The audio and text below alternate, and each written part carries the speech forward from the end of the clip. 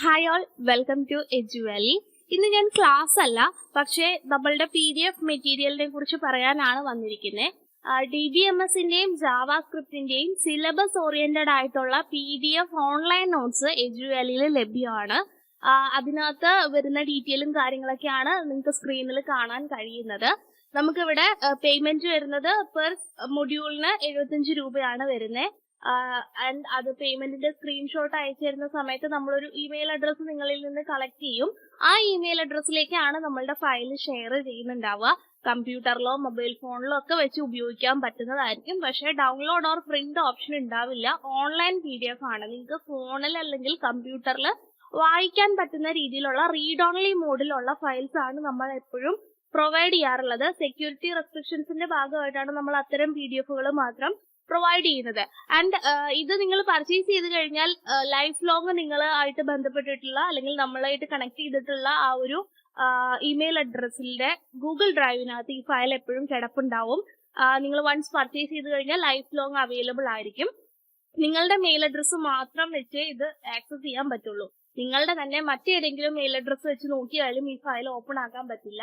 ഏതാണോ കണക്ട് ചെയ്തിട്ടുള്ളത് അതുമായിട്ട് മാത്രമാണ് ഈ ഒരു ഫയൽ ലിങ്ക് ചെയ്തിട്ടുണ്ടാവുള്ളൂ. ആ ഒരു മെയിൽ അഡ്രസ്സ് മാത്രം വെച്ച് കണക്ട് ചെയ്യാനും ഇതിന് പറ്റുള്ളൂ. അപ്പൊ അങ്ങനെയാണ് നമ്മളുടെ ഫയലിന്റെ ഡീറ്റെയിൽസ് വരുന്നത്. കുറെ പേർക്ക് സംശയമുണ്ട് എങ്ങനെയാണ് ഇവിടുത്തെ ഫയലിന്റെ കാര്യങ്ങൾ അല്ലെങ്കിൽ ഫയൽ ഹാൻഡ്ലിംഗ് എങ്ങനെയാണെന്ന് സംശയമുണ്ട് PDF ഫയൽ പർച്ചേസ് ചെയ്യുന്ന സമയത്ത്. അതുകൊണ്ടാണ് ഇങ്ങനെ എക്സ്പ്ലെയിൻ ചെയ്യുന്നത്. ഇപ്പൊ അവൈലബിൾ ആയിട്ടുള്ളത് DBMSന്റെയും ജാവാസ്ക്രിപ്റ്റിന്റെയും നോട്ടാണ്. HTMLന്റെയും എല്ലാം പുറകെ നമ്മൾ അപ്ഡേറ്റ് ചെയ്യുന്നുണ്ടാവും. സോ ഫസ്റ്റ്ലി നമ്മൾ DBMSും ജാവാസ്ക്രിപ്റ്റും ആണ് പർച്ചേസ് മോഡിലേക്ക് എത്തിയിട്ടുള്ളത്.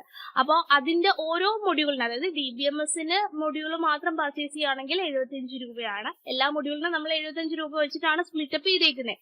അപ്പോൾ പ്രൈസ് വരുന്നത് 75 രൂപയാണ്. DBMS ഫയലിനകത്ത് 23 പേജസ് ആണ് ഉള്ളത്. അതുപോലെ തന്നെ ജാവാസ്ക്രിപ്റ്റിന്റെ ഇതിനകത്ത് 20 പേജ് ആണ്. അതായത് വാട്ടർ അതോറിറ്റിയുടെയും ട്രേഡ്സ്മാന്റെ ഒക്കെ സിലബസ് ഓറിയന്റഡ് ആയിട്ടുള്ള PDF നോട്ട്സ് ആണ് നമ്മൾ ക്രിയേറ്റ് ചെയ്തേക്കുന്നത്. അപ്പൊ ആദ്യം നമുക്ക് ആ ഡെമോ ഒന്ന് ജസ്റ്റ് കാണാം.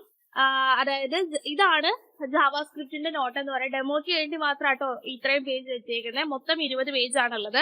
ഇവിടെ കണ്ടന്റ് നിങ്ങൾക്ക് നോക്കിയാൽ അറിയാം. ഇങ്ങനെ ഒരു രീതിയിലാണ് നമ്മൾ ഇതൊരു ഡിസൈൻ ചെയ്തിരിക്കുന്നത്.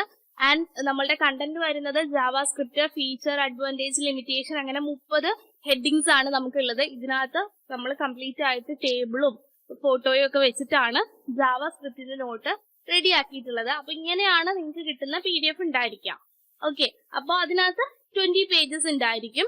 ആൻഡ് നെക്സ്റ്റ് വരുന്നതാണ് DBMSന്റെ ഡെമോ ഫയൽ എന്ന് പറയുന്നത്. ഇതേപോലെ തന്നെ സെയിം ഇന്റർഫേസ് തന്നെ വെച്ചിട്ടാണ്, അല്ലെങ്കിൽ ആ ഒരു UI വെച്ചിട്ട് തന്നെയാണ് നമ്മൾ ചെയ്തിട്ടുള്ളത്. അതിനകത്ത് 23 ടോപ്പിക് ആണ് വന്നേക്കുന്നത്. DBMSനെ കുറിച്ച് RDBMS, SQL, അതുപോലെ തന്നെ MS ആക്സസിന്റെ പ്രധാന ഭാഗങ്ങൾ. അപ്പോ ഡാറ്റാബേസ് മാനേജ്മെന്റ് സിസ്റ്റം എന്നുള്ളതിനകത്ത് ആ സിലബസിനകത്ത് പറഞ്ഞിട്ടുള്ള സിലബസ് ഓറിയന്റഡ് ആയിട്ടുള്ള എല്ലാ കാര്യങ്ങളും മാക്സിമം നമ്മൾ ഇതിനകത്ത് ഉൾക്കൊള്ളിച്ചിട്ടുണ്ട്. ഇവിടെയും ടേബിളും ഫോട്ടോസും അതുപോലെ തന്നെ ഡയഗ്രാംസ് ഒക്കെ ഉള്ള ക്ലാസ്സസ് തന്നെയാണ് വെച്ചിട്ടുള്ളത്. സോ ഇങ്ങനെയാണ് നമ്മളുടെ നോട്ടിന്റെ ഒരു അലൈൻമെന്റ് ഉള്ളത് എന്നുള്ളത് നോക്കാം. ഇനി ഞാൻ എങ്ങനെയാണ് നമ്മളുടെ ഫയൽ വൺസ് നിങ്ങൾ പർച്ചേസ് ചെയ്ത് കഴിഞ്ഞാൽ എങ്ങനെയാണ് അത് എടുക്കേണ്ടത് എന്നുള്ളത് കുറച്ചു പേർക്ക് സംശയം ഉണ്ടാവും. അപ്പൊ ഫോണിൽ എങ്ങനെയാണ് എടുക്കുന്നത് എന്നുള്ളതും കാണിക്കുന്നുണ്ട്, കമ്പ്യൂട്ടറിൽ എങ്ങനെയാണ് എടുക്കുന്നത് എന്നുള്ളതും കാണിക്കുന്നുണ്ട്. അപ്പൊ ഫോണിലുള്ളത് തൊട്ട് പുറകെ വരും. കമ്പ്യൂട്ടറിലുള്ളത് എങ്ങനെയാണെന്ന് നോക്കാം. ആദ്യം നിങ്ങളുടെ ക്രോം വാട്ടെവർ അത് എടുക്കുക. എന്നിട്ട് നമ്മളുടെ എല്ലാവരുടെയും ക്രോമിനകത്ത് നമ്മളുടെ മെയിൽ അഡ്രസ് എന്ത് ചെയ്തിട്ടുണ്ടാവും, കണക്ട് ചെയ്തിട്ടുണ്ടാവും അല്ലെ. അപ്പൊ ഞങ്ങൾക്ക് നിങ്ങൾ തന്നിട്ടുള്ള മെയിൽ അഡ്രസ് തന്നെയാണോ ഇവിടെ ഡിഫോൾട്ട് ആയിട്ടുള്ളത് എന്നുള്ളത് ചെക്ക് ചെയ്യാം. ഞാനിപ്പോ ക്രോമിലാണ് നിൽക്കുന്നത്. സോ ക്രോമിൽ ഞങ്ങളുടെ തന്നെ വേറൊരു മെയിൽ അഡ്രസ് ആണ് ഡിഫോൾട്ട് ആയിട്ട് കണക്ട് ചെയ്തിട്ടുള്ളത്. അപ്പൊ ഞാൻ എന്ത് ചെയ്യാണ്, ഈ ഫയൽ ഷെയർ ചെയ്തിട്ടുള്ള എന്റെ മെയിൽ ആദ്യം സെലക്ട് ചെയ്യണം. അപ്പൊ നിങ്ങളുടെ ഇത് മാറിക്കിടക്കുവാണെന്നുണ്ടെങ്കിൽ ഇത് ആദ്യം സെലക്ട് ചെയ്യാം. സോ ഞാൻ ആ ഫയൽ ജാവാസ്ക്രിപ്റ്റിന്റെ ഫയലാണ് ഞാൻ വ്യൂവർ മോഡിൽ ഇട്ടേക്കുന്നത്. ആ ഒരു മെയിൽ അഡ്രസ് സെലക്ട് ചെയ്തു. ഇനി ഇവിടെ ഒരു ഡോട്ട്സ് കാണുന്നുണ്ടല്ലോ, അതിൽ ക്ലിക്ക് ചെയ്ത് കഴിഞ്ഞാൽ ഡ്രൈവ് എന്ന് പറയുന്ന ഓപ്ഷൻ കിട്ടും. ഓക്കെ, ഇവിടെ ക്ലിക്ക് ചെയ്ത് കഴിഞ്ഞാൽ ഡ്രൈവ് ഓപ്ഷൻ കിട്ടും. അപ്പൊ അത് ക്ലിക്ക് ചെയ്യുക. അപ്പൊ ഡ്രൈവിലേക്ക് എത്തും. ഓക്കെ, അപ്പൊ ഇതിന്റെ ലെഫ്റ്റ് സൈഡിൽ നോക്കിക്കഴിഞ്ഞാൽ കുറെ ഓപ്ഷൻസ് ഉണ്ട്. ഇവിടെ തന്നെ നിങ്ങൾക്ക് കാണാം ഏറ്റവും ലേറ്റസ്റ്റ് ആയിട്ടുള്ള കണ്ടന്റുകൾ ഇവിടെ തന്നെ കാണാം. അതല്ലാന്നുണ്ടെങ്കിൽ ഷെയർഡ് വിത്ത് മീ എന്ന് പറയുന്ന ഇവിടെ ക്ലിക്ക് ചെയ്യാം. ഓക്കെ, ഷെയർഡ് വിത്ത് മീയിൽ നോക്കിക്കഴിഞ്ഞാൽ ഇവിടെ കാണാം ജാവാസ്ക്രിപ്റ്റ് നോട്ട്. ഇനി ഞാൻ ഈ ഫയൽ ക്ലിക്ക് ചെയ്ത് കഴിഞ്ഞാൽ നിങ്ങൾക്കൊന്നും കാണാൻ പറ്റില്ല. കാരണം സെക്യൂരിറ്റി റെസ്ട്രിക്ഷൻസ് ഉള്ളത് കൊണ്ട് നമ്മളുടെ സ്കാനറിനോ അങ്ങനെയുള്ള കാര്യങ്ങൾക്കൊന്നും ഹോൾഡ് ചെയ്യാൻ പറ്റാത്ത രീതിയിൽ അല്ലെങ്കിൽ അതിന് സ്കാൻ ചെയ്യാൻ പറ്റാത്ത രീതിയിലൊക്കെയാണ് ഈ ഫയലിന്റെ സെറ്റിംഗ്സ് വന്നിരിക്കുന്നത്. അപ്പൊ അതുകൊണ്ട് കാണാൻ പറ്റില്ലായിരിക്കും. മേ ബി റെക്കോർഡ് ചെയ്യുന്നോണ്ട് എനിക്ക് അറിയത്തില്ല. കാണാൻ പറ്റിയാലും കുഴപ്പമൊന്നുമില്ല. ഓക്കെ, അപ്പൊ ഞാൻ ജസ്റ്റ് ക്ലിക്ക് ചെയ്യാനായിട്ട് പോവാണ്. ഇനി ജാവാസ്ക്രിപ്റ്റ് നോട്ട്സ് ഞാൻ ഓപ്പൺ ആക്കുകയാണ്. സോ ഇപ്പൊ ഓപ്പൺ ആയി വന്നപ്പോ ഇത് നമ്മളുടെ വേറൊരു മെയിൽ അഡ്രസ്സുമായിട്ടാണ് വന്നിരിക്കുന്നത്. അത് നമ്മൾ എല്ലാ ഫയലും അങ്ങോട്ടും ഇങ്ങോട്ടും കണക്ട് ചെയ്തിട്ടുള്ളതുകൊണ്ട് അങ്ങനെ വന്നേ. നിങ്ങൾക്ക് മേ ബി ഇങ്ങനെ വരത്തില്ലായിരിക്കും.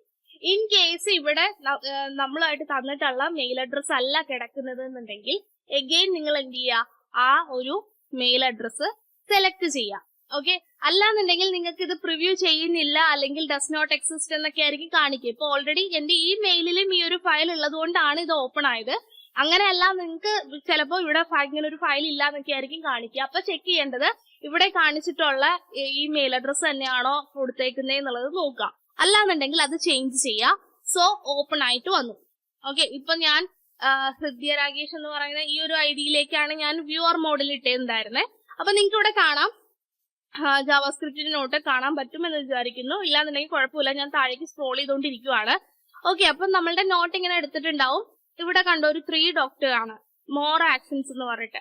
അതിൽ ക്ലിക്ക് ചെയ്ത് കഴിഞ്ഞാൽ ആഡ് ടു സ്റ്റാർ എന്നുള്ള ഓപ്ഷനിൽ ഇടാൻ പറ്റും. അപ്പൊ നമ്മൾ സ്റ്റാർ ഇട്ട് കൊടുത്തു കഴിഞ്ഞാൽ എന്താണ്, നമുക്ക് ഏറ്റവും ഇമ്പോർട്ടന്റ് ആയിട്ടുള്ള കാര്യങ്ങളൊക്കെയാണ് സ്റ്റാർ ഇട്ട് കൊടുക്കുക. ഇൻ കേസ് നമ്മൾ കുറെ നാൾ കഴിഞ്ഞ് ഉപയോഗിക്കുകയാണെങ്കിൽ ഇത് കിടന്ന് തിരയണ്ട, എവിടെയാണ് കിടക്കുന്നത് എന്നുള്ളത് നിങ്ങൾ ടെൻഷൻ അടിച്ച് തിരയണ്ട. സ്റ്റാർ ഇട്ടേക്കുവാണെന്നുണ്ടെങ്കിൽ സ്റ്റാറിൽ പോയി നോക്കിയാൽ മതി. ഇപ്പൊ ഇവിടെ നോക്കിക്കഴിഞ്ഞാൽ കണ്ടോ, ഇവിടെ സ്റ്റാർ ഇടെന്ന് പറഞ്ഞ ഓപ്ഷൻ ഉണ്ട്.